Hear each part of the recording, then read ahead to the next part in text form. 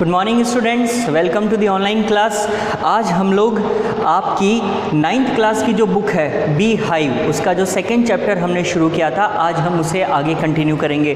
पिछली क्लास में हमने एवलिन ग्लिनी के बारे में पार्ट 1 पढ़ा था, जिसमें हमने देखा था कि एवलिन ग्लिनी जो कि एक डेफ लड़की थी, उसने कैसे सारी हार्डशिप्स को पीछे रखते हुए, सारी हार्डशिप्स को दूर करते हुए इतने बड़े अचीवमेंट अपने म्यूज़िक के द्वारा इस दुनिया में उसने गेन किए। आज हम लोग इसका जो सेकंड पार्ट है, जो कि है उस्ताद बिस्मिल्लाह खान के बारे में, जिसको हमने पढ़ना शुरू कर दिया था, उसे आगे कंटिन्यू करेंगे। देखिए, लास्ट क्लास के अंदर हमने the shehnai of Bismillah Khan, जो कि इस चैप्टर का पार्ट 2 है, उसे शुरू किया था और हमने इसका फर्स्ट पॉइंट तकरीबन कवर कर लिया था। आज हम उसी को आगे कंटिन्यू करते हैं। तो आज हम लोग हैं पेज नंबर 22 की बिगिनिंग में, जहाँ पर यह कहा गया है He played the instrument before a royalty and everyone was impressed। देखिए, यहाँ पर यह बताया गया है, पिछले लेक्चर में हमने ये देखा था कि उस वक्त औरंगज़ेब ने पुंगी, जो कि एक इंस्ट्रूमेंट होता है, म्यूज़िकल इंस्ट्रूमेंट है, उसको बैन कर दिया था। और उसके बैन करने के पीछे रीज़न ये था कि उन्हें ये लगता था कि इसकी जो वॉइस है, आवाज़, जो साउंड है इस म्यूज़िकल इंस्ट्रूमेंट की, वो बहुत ही श्रिल है। श्रिल होने की वजह से उसे अच्छी नहीं लगी और उसको बैन कर दिया गया। लेकिन उसके बाद में हमने ये देखा कि कुछ लोगों ने उसके ऊपर और इम्प्रूव किया। उन्होंने उस म्यूज़िकल इंस्ट्रूमेंट को थोड़ा सा और ठीक करके, उसकी साउंड को वापस फिक्स करके एक नया इंस्ट्रूमेंट बनाया, जिसको नाम दिया गया था शहनाई। अब देखिए, हम इसको आगे कंटिन्यू करते हैं। देखिए, यहाँ पर कहा गया है he played the instrument before royalty and everyone was impressed. जब इसको न्यू म्यूजिकल इंस्ट्रूमेंट को इन्वेंट किया गया, तो जब उन्होंने उसको रॉयल्टी के सामने प्ले किया, रॉयल्टी से यहाँ पर मतलब होता है शाही लोग, people belonging to the royal class, यानी कि किंग की फैमिली जो है, किंग और क्वींस और उनकी जो फैमिली है, या फिर जो किंग का रॉयल कोर्ट है, उसके सामने जब इसे प्ले किया गया तो वो काफ़ी इम्प्रेस हुए। The instrument so different from the pungi had to be given a new name. और अब ये जो इंस्ट्रूमेंट है, ये पुंगी से काफ़ी डिफरेंट था। हमने ये देखा कि इसकी लेंथ ज़्यादा थी, ये ज़्यादा ब्रॉड था और इसके अंदर ज़्यादा अच्छी साउंड आ रही थी। तो अब इस इंस्ट्रूमेंट को एक नया नाम देने की ज़रूरत थी। एज द स्टोरी गोज, यानी कि कहानी में जैसे आगे हुआ, since it was first played in the Shah's chambers and was played by a nai, जो कि हम बारबर को कहते हैं, the instrument was named the shehnai. जैसे कि शहनाई को सबसे पहले शाह के कोर्ट में प्ले किया गया था, यानी कि रॉयल कोर्ट में प्ले किया गया था, और इसको प्ले करने वाला व्यक्ति एक नाई था, बारबर था, इसलिए शाह प्लस नाई मिलाकर इसको नाम दिया गया शहनाई। शहनाई के अंदर जो शाह वाला पार्ट है वो रॉयल्टी के लिए यहाँ पर इनपुट में दिया गया है, और नाई का मतलब है बारबर, क्योंकि एक बारबर ने इसको बनाया था और उसने उसको प्ले किया था। तो शहनाई, ये नया नाम इस म्यूजिकल इंस्ट्रूमेंट को दे दिया गया। नीचे इसकी जो पिक्स दी हुई है, इसमें आप देख सकते हैं कि पुंगी और शहनाई में कितना ज़्यादा डिफरेंस है स्ट्रक्चर में। नेक्स्ट देखते हैं point number 2। The sound of the shehnai began to be considered auspicious. और अब ये जो साउंड थी शहनाई की, इसको धीरे धीरे ऑस्पिशियस माना जाने लगा। ऑस्पिशियस का मतलब होता है समथिंग, देखिए यहाँ पर इसका मीनिंग दिया गया है, promising to bring good fortune. एक ऐसी चीज़ जो आपको गुड फॉर्चून लेकर आए, जिसे हम लोग रिलीजन के टर्म्स में अगर कहें तो जो चीज़ आपके लिए बहुत ही शुभ हो, जो आपके लिए बहुत ही गुड ओमेन को लेकर आए, गुड फॉर्चून को लेकर आए, उसे शहनाई कहा जाता है, उसके ऑस्पिशियस कहा जाता है। And for this reason it is still played in temples and is an indispensable component of any north Indian wedding. और यही वजह है कि इसको इतना ऑस्पिशियस माना जाने लगा कि उसके बाद से इसे टेम्पल्स के अंदर और वेडिंग्स के अंदर बजाया जाने लगा। इनफैक्ट नॉर्थ इंडियन वेडिंग्स के अंदर तो शहनाई एक इंडिस्पेंसेबल कंपोनेंट बन गया। इंडिस्पेंसेबल का मतलब होता है एक ऐसी चीज़ जिसे टाला नहीं जा सकता, एक ऐसी चीज़ जिसे आप अवॉइड नहीं कर सकते, जो बहुत ही इंपॉर्टेंस रखती हो। तो नॉर्थ इंडियन जो वेडिंग है, उनके कल्चर के अंदर शहनाई एक इंडिस्पेंसेबल कंपोनेंट बन गया। मतलब ये कंपलसरी सा हो गया कि अगर नॉर्थ इंडियन वेडिंग है तो शहनाई तो बजनी ही चाहिए, क्योंकि शहनाई का बजना अपने आप में गुड फॉर्चून लेकर आता है, ऐसा माने जाने लगा, इसे ऑस्पिशियस कंसिडर किया जाने लगा था। In the past, the Shahnai was part of the Nobat और traditional assemble of 9 instruments found at royal courts. देखिए पहले जो रॉयल कोर्ट्स होते थे, जो राजाओं के दरबार होते थे, उन रॉयल कोर्ट्स के अंदर एक असेंबल हुआ करता था, यानी कि कुछ लोगों का एक ग्रुप हुआ करता था जहां पर 9 ट्रेडिशनल इंस्ट्रूमेंट्स को प्ले किया जाता था। 9 प्रकार के ट्रेडिशनल इंस्ट्रूमेंट्स को रॉयल कोर्ट के अंदर प्ले किया जाता था और 9 होने की वजह से, 9 का मतलब हिंदी में 9, तो इसको एक नाम दिया गया था नौबत। और इस नौबत के अंदर से एक म्यूजिकल इंस्ट्रूमेंट शहनाई हुआ करता था। तो पास्ट के अंदर तो शहनाई रॉयल कोर्ट के नौबत में शामिल था। Till recently it was used only in temples and weddings. The credit for bringing this instrument on to the classical stage goes to Ustad Bismillah Khan. अब यहाँ पर उस्ताद बिस्मिल्लाह खान की कहानी कंटिन्यू होती है। यहाँ पर ये बोला गया कि अब तक तो ऑस्पिशियस नेचर होने की वजह से शहनाई को टेम्पल्स में और वेडिंग्स में ही प्ले किया जाता था, लेकिन अब उस्ताद बिस्मिल्लाह खान वो पर्सन थे जिन्होंने इसको मेन स्ट्रीम में शामिल किया, जिन्होंने टेम्पल्स और वेडिंग्स के अलावा इस क्लासिकल स्टेज को, इसको एक बड़े क्लासिकल स्टेज के ऊपर, एक बड़े प्लेटफॉर्म के ऊपर उन्होंने लोगों के सामने इंट्रोड्यूस किया। अब तक शहनाई सिर्फ एक म्यूज़िकल इंस्ट्रूमेंट था जो वेडिंग्स में बजाया जाता था, लेकिन पहली बार उस्ताद बिस्मिल्लाह खान की वजह से इसको एक बड़ा स्टेज मिला, एक बड़ा प्लेटफॉर्म मिला। अब कई लोग इसे विदाउट एनी ओकेजन भी सुनना पसंद करते थे, इसकी परफॉर्मेंसेज रखी जाती थी और ये सारा क्रेडिट, इसे पॉपुलराइज करने का जो क्रेडिट है वो एक अकेले पर्सन को जाता है जिसका नाम है उस्ताद बिस्मिल्लाह खान। नेक्स्ट पॉइंट देखिए, as a 5 year old Bismillah Khan played gilli danda near a pond in the ancient estate of Dumraon in Bihar. Bihar में एक जगह है जिसका नाम है डुमराव, और इस डुमराव के अंदर एक एंशियंट, एक बहुत पुराना, एक प्राचीन एस्टेट है। एस्टेट का मतलब होता है जागीर, एक पुरानी जागीर है, एक पुरानी जगह है जहां पर एक पॉन्ड के पास में, एक तालाब के पास में गिल्ली डंडा खेला करते थे। 5 साल के थे जब Bismillah Khan. He would regularly go to the nearby Bihari ji temple to sing the Bhojpuri chaita. तो ये अक्सर वहाँ पे नज़दीक में एक बिहारी जी का टेम्पल है, वहाँ पर ये जाया करते थे और वहाँ पर जाकर वो एक भोजपुरी गाया करते थे जिसका नाम था Chaita. At the end of which he would earn a big laddoo weighing 1.25 kilograms. और जब ये उनका परफॉर्मेंस ख़त्म हो जाता था, जब ये गाते थे चैता, उसके बाद में उनको एक 1.25 किलो 1.25 किलोग्राम्स का लड्डू इनाम में मिलता था। A prize given by the local maharaj, जो वहाँ के लोकल महाराज दिया करते थे। दिस हैपेंड 80 ईयर्स एगो, ये 80 साल पुरानी बात है। And the little boy has travelled far to earn the highest civilian award in India, the Bharat Ratna. और ये जब वो अपने इनाम में इस 1.25 किलोग्राम्स के लड्डू के लिए परफॉर्म किया करते थे, उस दिन के 80 साल बाद एक ऐसा दिन आया जब इसी पर्सन को, बिस्मिल्लाह खान को, highest civilian award Bharat Ratna से नवाजा गया। जब इनको भारत रत्न अवार्ड मिला, मतलब आप देखिए इस चाइल्ड की जर्नी कहाँ से कहाँ तक पहुँच गई।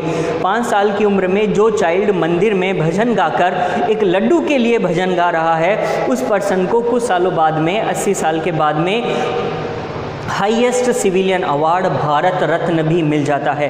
हाईएस्ट सिविलियन अवार्ड मतलब ये वो अवार्ड है जो किसी भी सिविलियन को मिल सकता है, और ये हाईएस्ट कैटेगरी का अवार्ड है। इससे ऊपर किसी सिविलियन के लिए कोई अवार्ड नहीं है जो बिस्मिल्लाह खान को मिला था। Born on 21 March 1916, Bismillah belongs to a well known family of musicians from Bihar. Bihar की एक म्यूजिशियंस की फैमिली है, संगीतज्ञ लोगों की एक फैमिली थे जिससे बिलोंग करते थे Bismillah Khan. His grandfather Rasool Bakhsh Khan was the shehnai nawaz of the Bhojpur king's court. वहाँ पर जो भोजपुर के किंग थे उनका जो कोर्ट था, वहाँ पर इनके ग्रैंडफादर रसूल बख्श खान शहनाई नवाज थे, यानी वहाँ पर वो शहनाई बजाते थे। His father पैगंबर बख्श, the other paternal ancestors were also great shehnai players. उसके अलावा जो उनके फादर थे पैगंबर बख्श और उनके जो पैटर्नल एंसेस्टर्स थे वो भी ग्रेट शहनाई प्लेयर्स थे। देखिए एंसेस्टर्स का मतलब होता है पूर्वज, जो आपसे पहले वाली जनरेशन्स में आपके फैमिली में थे, आपके पूर्वज। और पैटर्नल का मतलब होता है पैतृक। यहाँ पर पैटर्नल का बेसिकली मतलब है जो आपके फादर की साइड से बिलोंग करते हो। एक वर्ड होता है पैटर्नल और एक वर्ड होता है मैटर्नल। पैटर्नल से मतलब है जो आपके फादर की साइड से बिलोंग करता हो, और मैटरनल का मतलब कि जो आपकी मदर की साइड से बिलोंग करता हो। तो हम यहाँ पर कह रहे हैं एंसेस्टर्स, ये एंसेस्टर्स है पैटर्नल एंसेस्टर्स। इसका मतलब ये हुआ कि हम यहाँ पर बिस्मिल्लाह खान के फादर की साइड में जो एंसेस्टर्स थे, जो उनके फादर और उनसे पहले वाली जनरेशन्स के लोगों की बात यहाँ पर की जा रही है, वो भी ग्रेट शहनाई प्लेयर्स रहे थे। नेक्स्ट देखिए point number 5, the young boy took to music early in life. Early in life का मतलब अपनी ज़िंदगी के बहुत शुरुआती दौर में ही उन्होंने म्यूज़िक को एक्सेप्ट कर लिया था, अडॉप्ट कर लिया था। At the age of 3 when his mother took him to his maternal uncle's house. अब देखिए यहाँ पर आ रहा है मैटरनल अंकल, अभी हमने देखा था मैटरनल मतलब जो आपकी मदर की साइड का हो, तो मैटरनल अंकल यानी कि मामा। जब एट द एज ऑफ 3, जब वो 3 साल के थे, तो उनकी मदर उनको अपने मामा के यहाँ पर लेकर गई थी, जिसका नाम है बनारस, जिसे अभी हम वाराणसी कहते हैं। Bismillah was fascinated watching his uncles practise the shehnai. और वहाँ पर बिस्मिल्लाह ने जब पहली बार अपने अंकल को, अपने मामा को शहनाई बजाते हुए, शहनाई प्रैक्टिस करते हुए देखा, तो ही वॉज फैसिनेटेड। फैसिनेटेड का मतलब कि उसको बहुत ही ज़्यादा अट्रैक्टिव लगी ये चीज़, और वो इस चीज़ से बहुत ही ज़्यादा खींचा हुआ महसूस कर रहे थे। उनको ये लगा कि ये जो फैसिनेशन है ये उनका पैशन भी बन सकती है, क्योंकि एज ए चाइल्ड उनको ये चीज़ उस वक्त अगर इतनी फैसिनेटिंग लगी तो आगे वो इसमें काफ़ी कुछ कर सकते थे। Soon Bismillah started accompanying his uncle Ali Bakhsh to the Vishnu temple of Banaras where Bakhsh was employed to play the shehnai. उसके बाद में बिस्मिल्लाह ने अपने अंकल अली बख्श के साथ में विष्णु टेम्पल, जो कि बनारस का विष्णु टेम्पल है, वहाँ पर जाना शुरू कर दिया। एकम्पनी का मतलब होता है उनको कंपनी देना, उनके साथ में रहना, उनके साथ में जाना शुरू कर दिया, जहाँ पर वो शहनाई बजाते थे। Ali Bakhsh would play the shehnai and Bismillah would sit captivated for hours on end. और जब उसके अंकल वहाँ पर शहनाई बजाते थे तो बिस्मिल्लाह वुड सिट, बिस्मिल्लाह वहीं बैठते थे कैप्टिवेटेड फॉर आवर्स। कैप्टिवेटेड का मतलब होता है जब कोई चीज़ आपको बांध के रख ले, ठीक है। यहाँ पर एक वर्ड है कैप्टिव। कैप्टिव का मतलब होता है बंदी, जब कोई चीज़ आपको बांध दे। और कैप्टिवेटिंग का मतलब होता है जब कोई चीज़ आपको इतनी इंटरेस्टिंग लगे कि आप उससे दूर ही ना हो पाओ, ऐसा लगे जैसे कि उसने आपको बांध के रख लिया है। वैसे ही बिस्मिल्लाह कैप्टिवेटेड फील करने लगे थे, उन्हें वो चीज़ बड़ी ही अट्रैक्टिव लगने लगी थी। और आगे इसमें लिखा है for hours on and. For hours का मतलब कई घंटों तक, ऑन एंड का मतलब होता है बिना रुके, यानी कि कई घंटों तक बिना रुके ही would listen to his uncle's shehnai playing। Next देखिए, स्लोली ही started getting lessons in playing the instrument. और जब उनको इतना ज़्यादा इसके अंदर इंटरेस्ट आने ही लगा तो ऑब्वियसली बात है उन्होंने बहुत ही जल्द उसको बजाना भी शुरू कर दिया। Started playing the instrument and would sit practising throughout the day. Throughout का मतलब होता है पूरे दिन के दौरान, थ्रू आउट द डे यानी कि पूरे के पूरे दिन वो प्रैक्टिस करते रहते थे। For years to come the temples of Balaji and Mangala Maiya and the banks of the Ganga became the young apprentice favorite haunts where he could practice in solitude। देखिए सेंटेंस में क्या कहा गया है, यहाँ पर कहा गया है for years to come. For years to come मतलब आने वाले कई सालों के दौरान।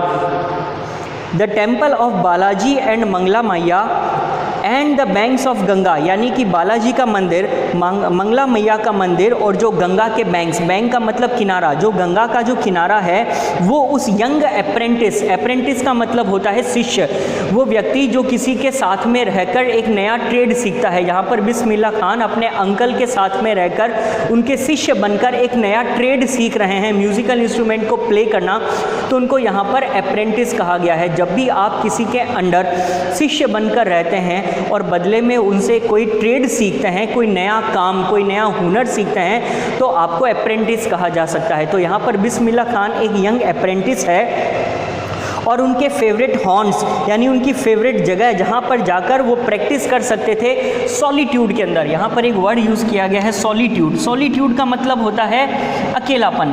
जब आप अकेले किसी चीज़ के प्रैक्टिस करते हैं जिसे हम कहते हैं एकांतवास, तो सॉलिट्यूड के अंदर यानी एकांत में जहाँ पर उनको कोई डिस्टर्ब ना कर सके वहाँ पर जाकर वो प्रैक्टिस किया करते थे।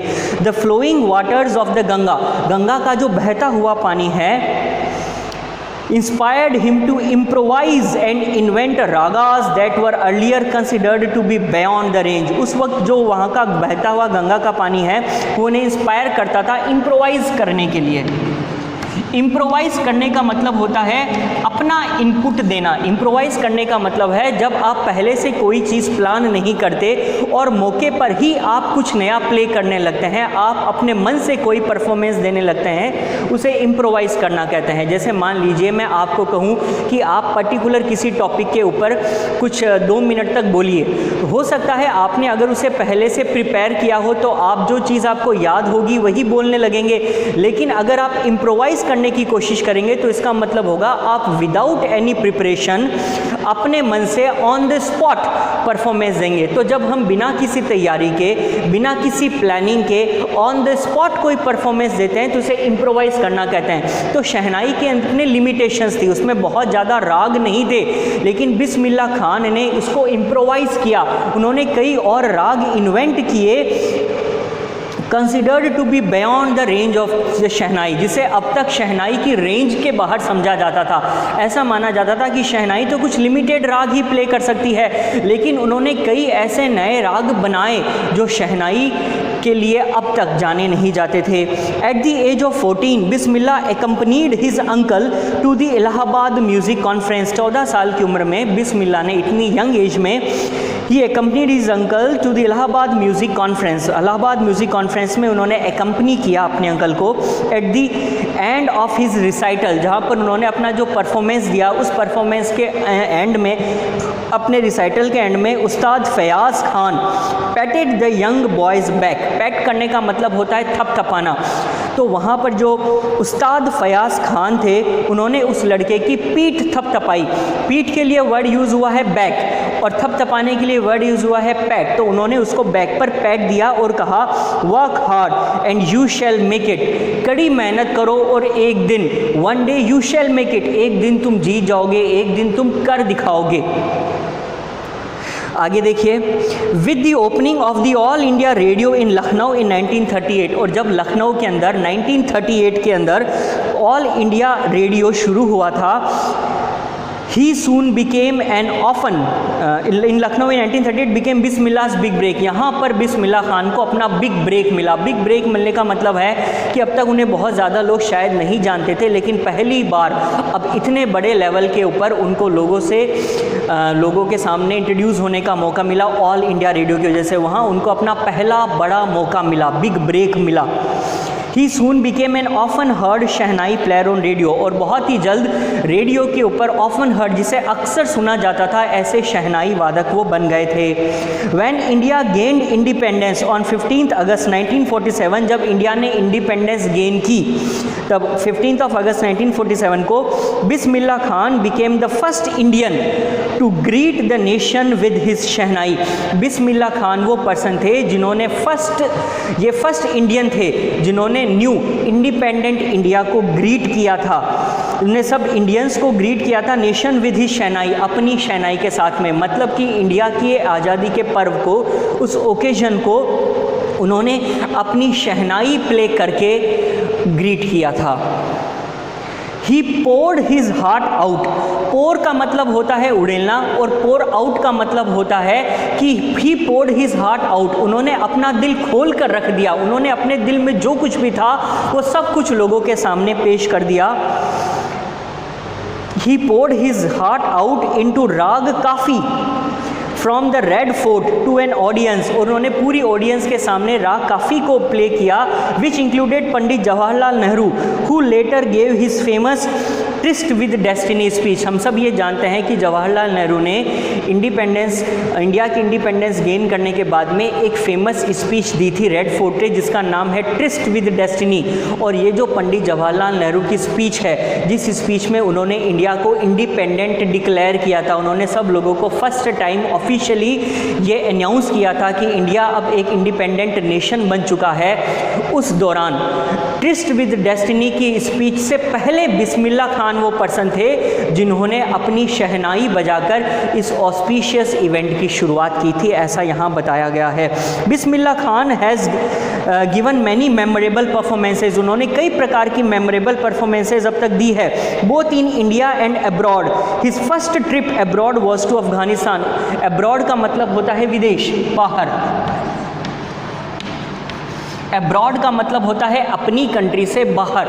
उन्होंने अपनी कंट्री से बाहर जो सबसे पहली परफॉर्मेंस दी थी वो अफगानिस्तान के अंदर थी, वेयर किंग जाहिर शाह वो सो taken in by the maestro. Taken in का मतलब होता है अट्रैक्टेड और चार्म्ड बाय, मतलब कि बहुत ज़्यादा अट्रैक्टेड होना किसी चीज़ से, जैसा लगना जैसे किसी चीज़ का जादू आप पर चल गया है। Taken in, he was taken in by the maestro.